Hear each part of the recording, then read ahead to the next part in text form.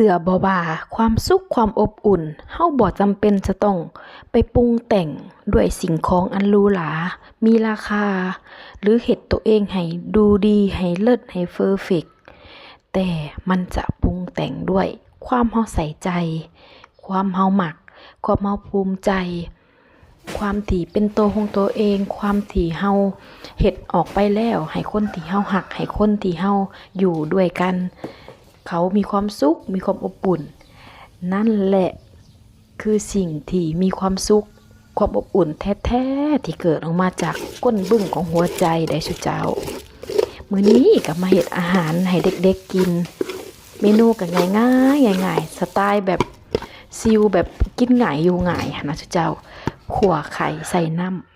ำเฮ็ดให้กินแบบจุๆไปเลยเห็นเด้3ไอ้น้องซื่อเพิ่นกินง่ายอยู่ง่ายเลี้ยงง่ายก็เพียงส่ำนี้แหละก็แบบเดียวกับเฮาว่าหั่นแหละบางคนอาจจะมีความอยากสร้างตัวเองเนาะให้มีความอบอุ่นให้มีความเพอร์เฟกต์ให้มีความเลิศหรูให้คนอื่นเห็นจะต้องอิจฉาต้องเป็นแบบนี้แต่ถ้าหากเฮาเฮ็ดออกมาด้วยความเฮาบ่ได้ตั้งใจเฮ็ดออกมานะด้วยความเฮาบ่ได้มีความรักความผูกพันซึ่งเฮาสร้างออกมาจังได๋มันคือความเฟกอยู่ดีได้ แต่หากเมื่อใดที่ว่าตัวเองเอาความเลิศหรูหรือว่าความเด่นนะกบเกลื่อนแบบกับความสุขเล็กๆน้อยๆความอบอุ่นที่ตัวเองอยากสร้างขึ้นมาแต่มันสร้างบ่ได้มันก็เฮ็ดให้ตัวเองน่ะบ่มีราคาบ่มีความเลิศหรูอยู่ดีใดก็คือว่าหั่นแหละการเฮ็ดอาหารหรือว่าความรักมันก็สไตล์เดียวกันหั่นแหละเฮาปรุงแต่งด้วยความพอใจเฮาก็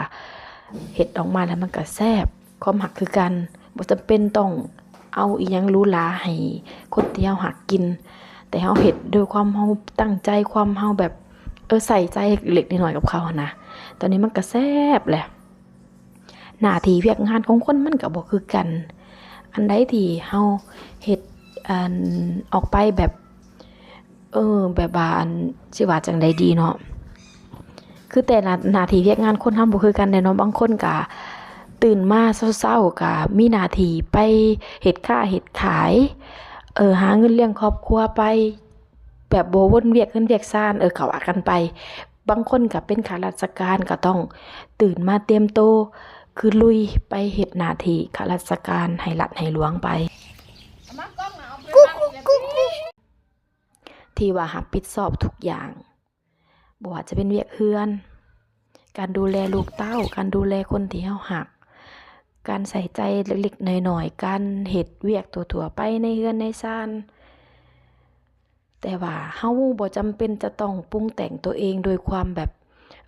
จะเอาเฮานี่ไปสมเทียบกับคนที่เขาประสบความสำเร็จ